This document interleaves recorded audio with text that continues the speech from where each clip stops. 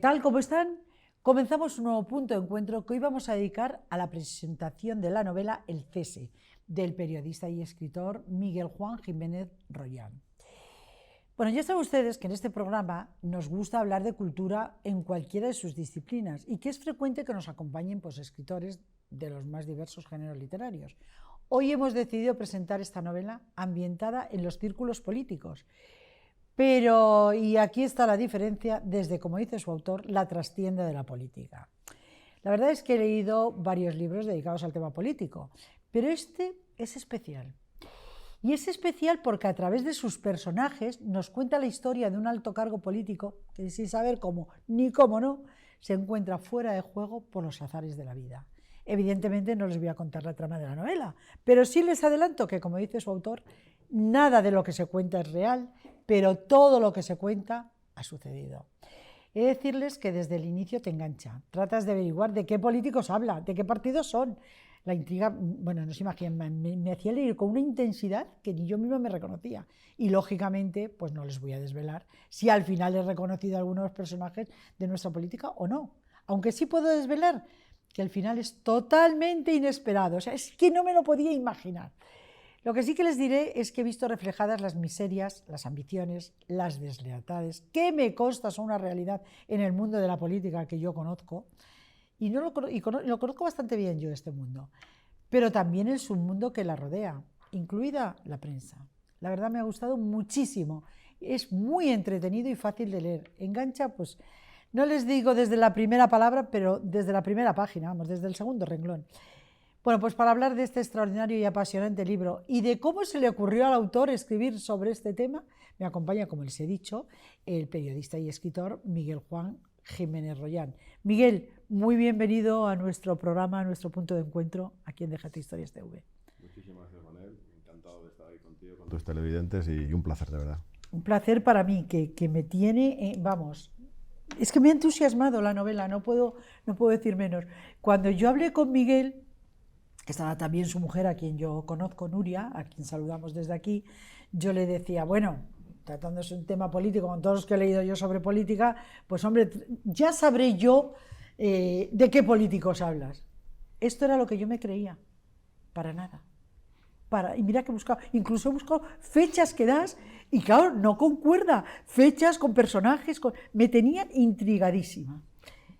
Es una inspiración en mucha gente que se ha cruzado en mi camino, en muchos acontecimientos que he vivido, y evidentemente hay un intento por difuminar en algunos casos la identificación de esos personajes, pero sin modo alguno alterar un poco el espíritu y el objetivo de la novela, y que no pierdan ni ese atractivo ni esa búsqueda de ese lado, de esa trastienda, como tú bien has comentado, de lo que es el mundo de la política y de las personas que están detrás del mundo de la política y de la administración pública.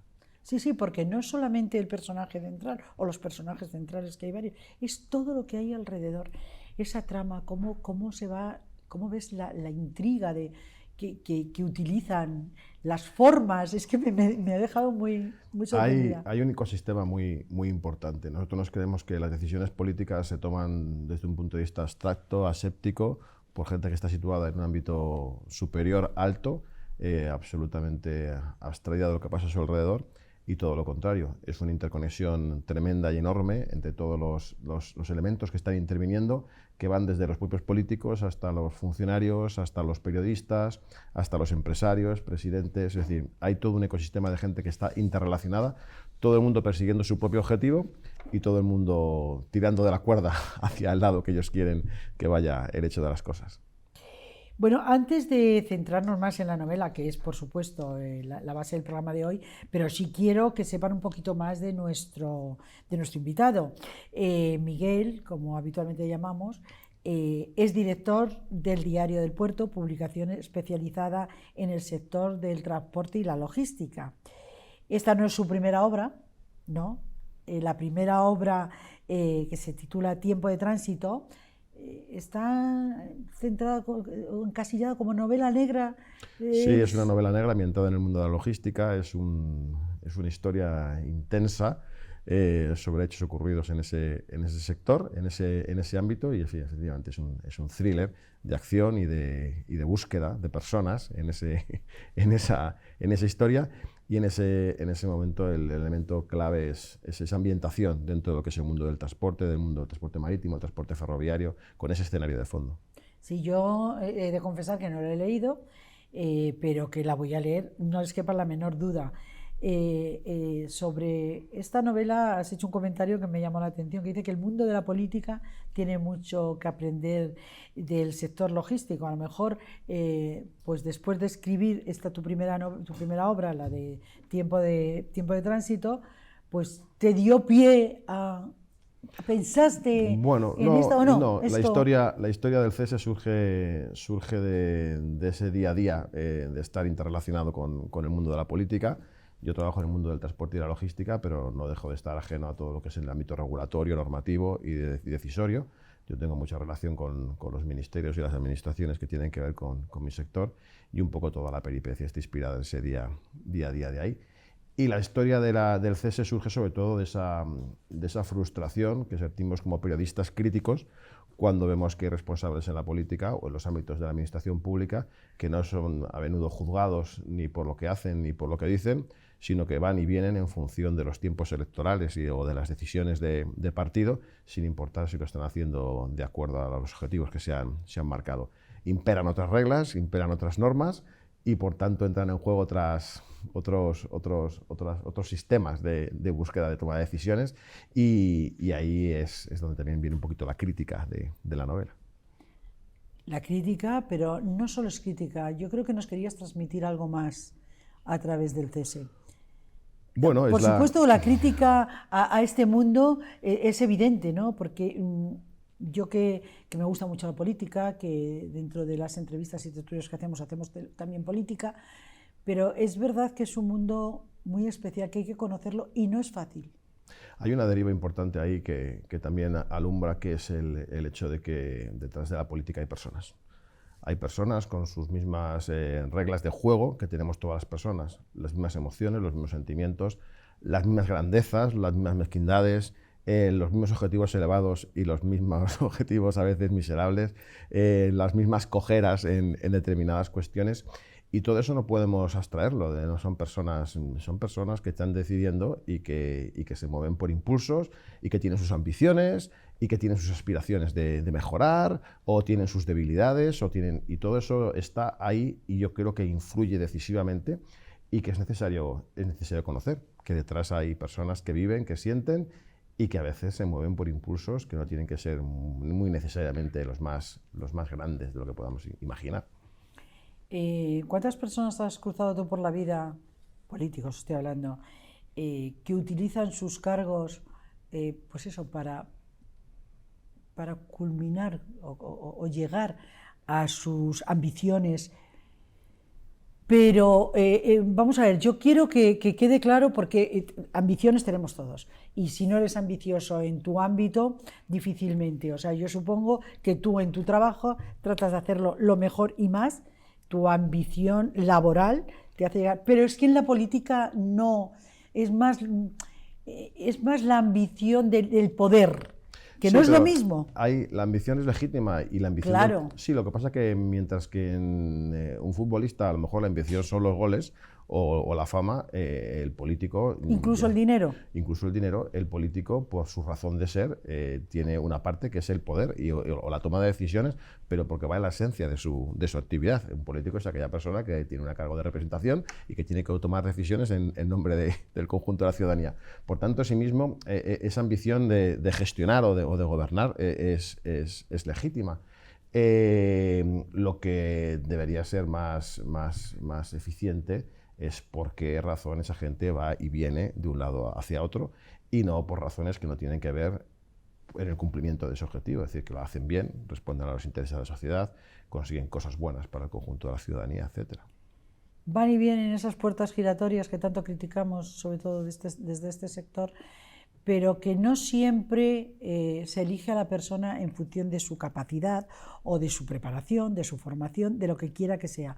No, es una decisión política. Pues elijo porque es mi amigo, porque éramos compañeros de lo que quiera que sea, y quiero que esté ahí. Hay una cadena de confianza. Es decir, sí, bueno. una de las reglas que imperan es mi equipo de confianza.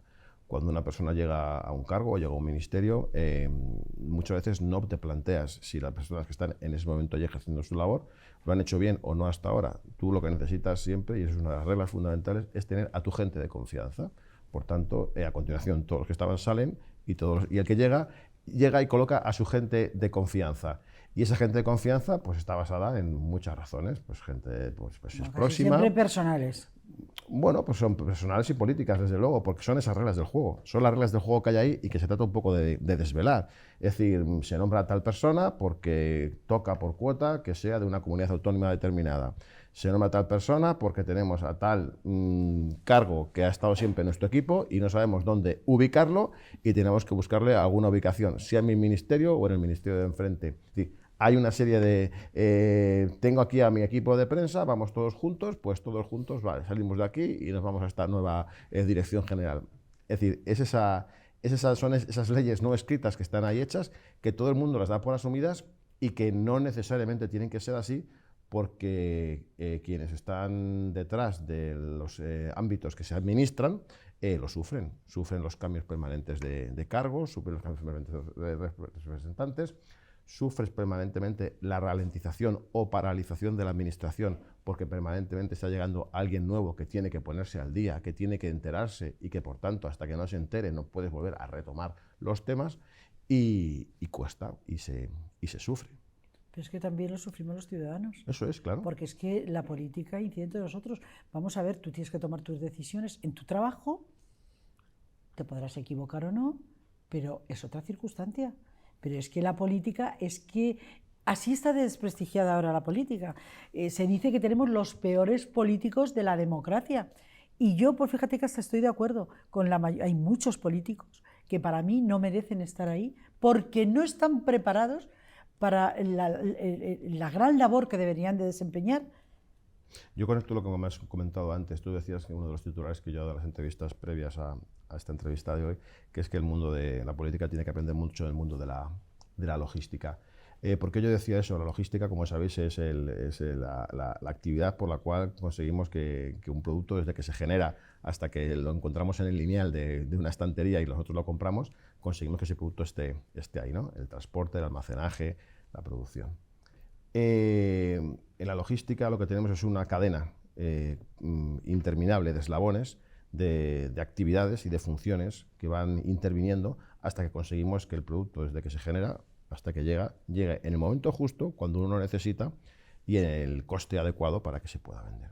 Toda esa gente trabaja de manera coordinada, toda esa gente trabaja sucesivamente con una plena comunicación entre unos y otros para conseguir el objetivo. En política a veces no encontramos eso. Es decir, los cargos y los responsables no se suceden de manera coordinada, de manera dialogada, de manera consensuada. Cuando llega un nuevo cargo, un puesto de responsabilidad, lo primero que haces es poner en cuestión lo anterior y a veces gestionas no tomando el relevo de tu antecesor para hacer aún mejor esa herencia que has dejado, sino que a lo mejor lo que haces es cambiarlo radicalmente porque no hay un consenso en torno a lo que quieres hacer, o estás gestionando sencillamente con las claves suficientes para que el que venga después no te lo pueda tocar ni no te lo pueda cambiar. Es decir, no estás construyendo, sino estás haciendo algo para que no te lo destruyan. Es decir, estás haciendo el sistema inverso. Entonces, esa política, es entender la política como una cadena sucesiva en la que quienes están interviniendo van recibiendo la herencia de la anterior y la van mejorando, construyendo hacia un objetivo común, yo creo que es fundamental y no siempre lo encontramos. No, bueno, yo creo que cada vez lo encontramos menos, pero vuelvo a la cuestión anterior, es que no puedes poner ahí, o sea, yo entiendo que la gente tiene que hacer sus equipos, faltaría más, pero digo yo que dentro de sus equipos podrían tener personas que sepan de lo que están hablando.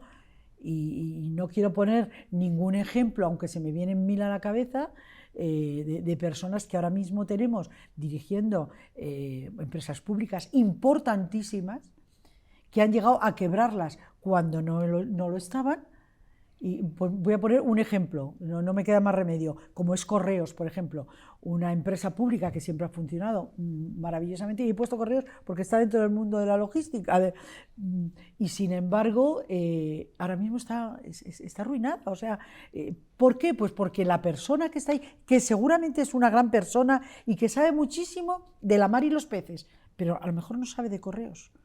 Bueno, O sea, no sabe de cómo organizar y distribuir esta gran empresa. Dentro de lo que son los ámbitos y los entes públicos, hay siempre una discusión sobre quiénes deben estar al frente de estos entes. Pero igualmente pasa en la política, es decir, si se tiene un perfil más técnico o un perfil más político.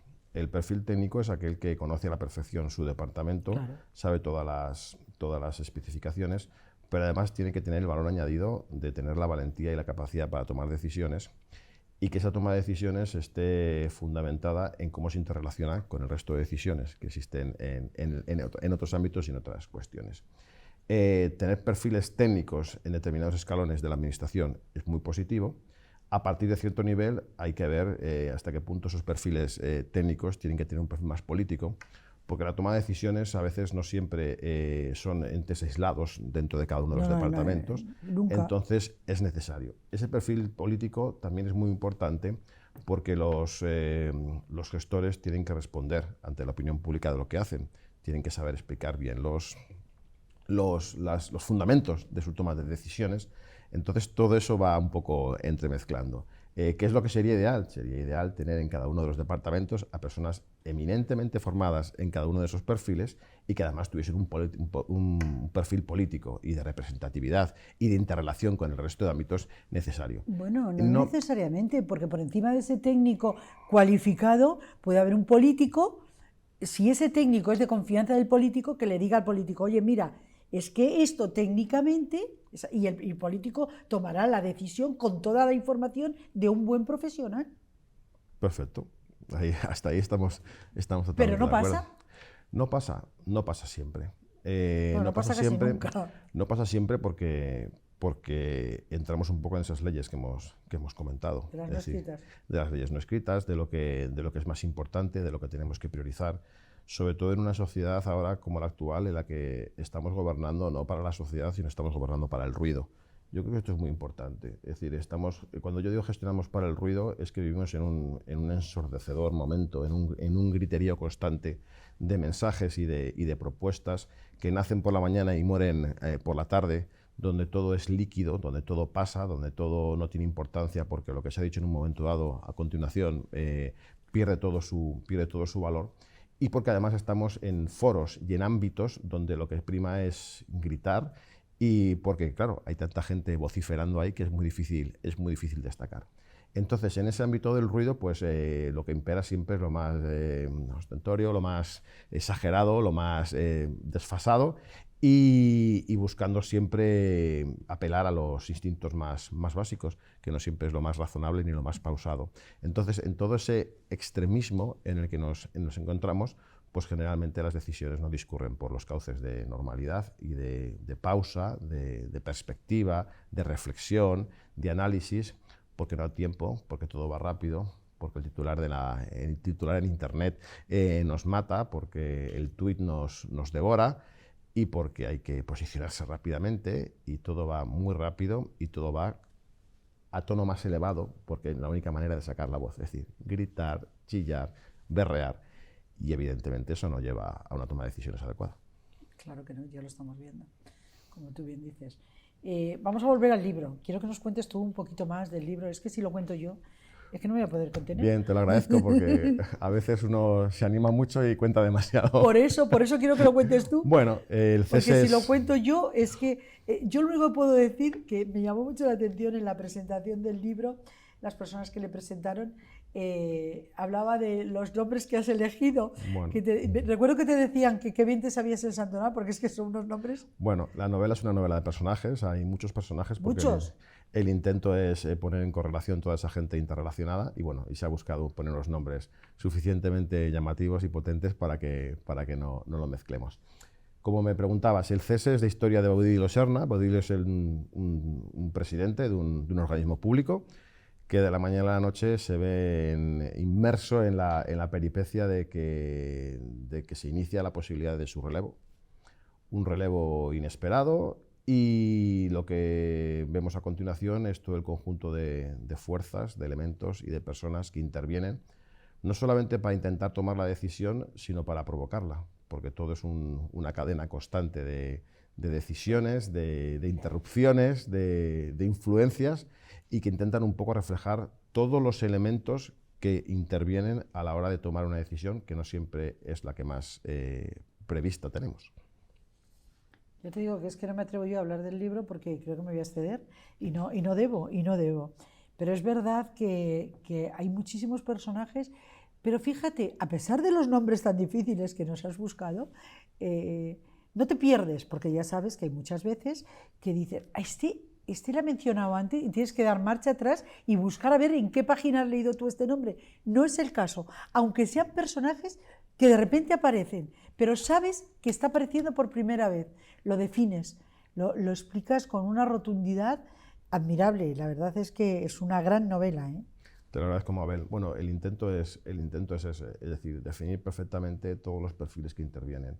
El periodista, el jefe de gabinete, el empresario, el presidente de una asociación, el comisario europeo o el ministro en un país determinado. Es decir, toda esa gente... O de una comunidad autónoma.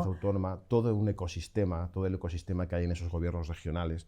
Todo eso se busca a través de esos perfiles, de esos personajes con los que he transitado en muchas ocasiones a lo largo de estos años. Personas generalmente honestas, generalmente bien intencionadas. Claro que sí. Generalmente dedicadas a sus tareas y que tienen que lidiar con muchas complejidades y que se ven en muchas ocasiones inmersas en este río irrefrenable en el cual nadie puede parar, nadie echar el freno. Es que no puedes nadar contra corriente. No, es imposible. Cuando ya has entrado ahí, la propia dinámica, o te vas o tienes que seguir esa corriente. Y además con reglas tan divertidamente decepcionantes. Sí, pero luego es divertido, ¿eh? El libro es bueno, divertido. porque hemos intentado un poco poner a los personajes en esas situaciones tan cotidianas en las que a veces nosotros nos vemos reflejados, y peor que ellos están. Es decir, ellos también se enamoran, ellos también tienen sus gustos, sus debilidades, sus manías, sus hobbies, y eso también creo que me gusta mucho reflejarlo. En unos tiempos políticos que son siempre muy raros. Es decir, tú llegas a un cargo, durante un tiempo te tienes que poner al día de lo que va el asunto. Cuando ya te lo sabes, te conviertes en un experto, y cuando te quieres dar cuenta te tienes que marchar, porque tienes un año en que hay elecciones, como es muy complicado tomar decisiones en el año electoral, no sea que esto nos afecte a los votos, y entonces al final, entre pitos y flautas, de los 4 años que puedes tener como legislatura, tienes 2, si no ha pasado nada raro por medio, que a lo mejor ha pasado, y entonces cuando te quieres dar cuenta, no te ha dado tiempo a hacer nada más que a dejar un pequeño empujoncito más en lo que se está haciendo, y encima te cambian porque ha cambiado el gobierno. Eso es lo más fácil, pero a lo mejor el que ha cambiado es el ministro y sigue siendo de tu perfil político, o ha cambiado quién o para quién tú eras persona de confianza y ya no eres persona de confianza. Siendo dentro del mismo equipo, ¿eh? O sea, del mismo partido. Totalmente. Pero oye, que es que tú estabas con el anterior y es que además el anterior me caía mal, con lo cual, y éramos compañeros, éramos ministros los dos, o directores los dos, o lo que quiera que sea. Y estás en una situación de fragilidad permanente, y lo ves en ellos. Tú charlas con ellos, charlas con ellas, y te das cuenta que ellos están permanentemente con ese... El que sobrevive, me preguntaban el otro día, ¿quién sobrevive? El que sobrevive es el que es consciente de su paso leve por esta vida política. El que se cree o considera que es imprescindible, es necesario su presencia ahí, es el que más sufre, es el que a veces se aferra injustamente al cargo, y es el que padece a veces también la otra parte injusta de que le releven sin que nadie haya valorado si lo ha hecho mejor o peor, sino simplemente que tu carné. Normalmente, fíjate, esto es una opinión personal, al margen del libro también, o me ha llegado a través del libro, pues es que quizá los que más les cuesta renunciar son los políticos como tal, porque es todos esos otros cargos que saben que están de paso, que bueno, si el ministro se va, me iré con él, tal. Pero lo de los ministros, o bueno, los ministros, de ministro para abajo un poquito, les cuesta mucho renunciar a... Bueno, como todo, es decir... No como todo, porque tú sabes, a lo mejor tú estás en un puesto en el que estás encantado, pero si te vas porque hay un cambio en la dirección de la empresa, tú vas a otra cosa o a otro punto. Creo que hay matices. Yo creo que sí, hay matices porque probablemente sea mucho más trascendente y mucho más mediático y mucho más expuesto a la opinión pública lo que hacen esas personas. Pero en el fondo, habitualmente, todos nos intentamos aferrar a nuestra zona de confort. Generalmente nos cuesta dar el salto a otra cosa, y cuando damos el salto a otra cosa y damos un giro completo a nuestra vida, es lo mismo cuando vemos un político que dimite, que alguno ha pasado y decide, no sé si ha habido dos en toda la historia. Bueno, pues alguno de ellos conozco, y decide montar una gran editorial o decide montar una gran... Y bueno, y lo valoramos lo mismo que cuando alguien, no sé, está en una parte de su vida, decide cambiar radicalmente, irse a vivir a un pueblo o irse a viajar, es decir, que lo valoramos, pero todos tenemos las mismas zonas de confort, todos tenemos nuestros mismos... adicciones a las cosas que hacemos y nos gustan y nos apasionan, y cuesta mucho salir de ahí. Y como a veces se refleja también en algunas partes de la novela, en algunos de los personajes, cuesta mucho darse cuenta de donde uno está metido, verlo con perspectiva, pero bueno, que nos pasa a todos en la vida, que tiene que venir alguien, Mabel, tiene que venir alguien al lado y decirnos, que oye, sí, pero yo creo que no es lo mismo, Tú vives una realidad diferente. Es que yo creo que se desvirtúan un poco la realidad. Los políticos, cuando llegan a un nivel determinado, desvirtúan la realidad, cosa que a ti no te pasa. Bueno, porque no tengo porque no eres político. No tengo el espejo, o sea, no tengo el foco, el gran hermano de encima de mi claro cabeza. Que sí, todos tenemos nuestro gran hermano y ese foco encima que te dicen, oye, claro que sí. Pues cuesta, es una labor que cuesta y cuesta. Yo una de las cosas que más aprecio de algunos de los lectores que ha tenido el libro en estas semanas ya que llevamos de andadura, es el hecho de decir, el libro me ha ayudado a darme cuenta de dónde estaba metido. Es decir, algunos de los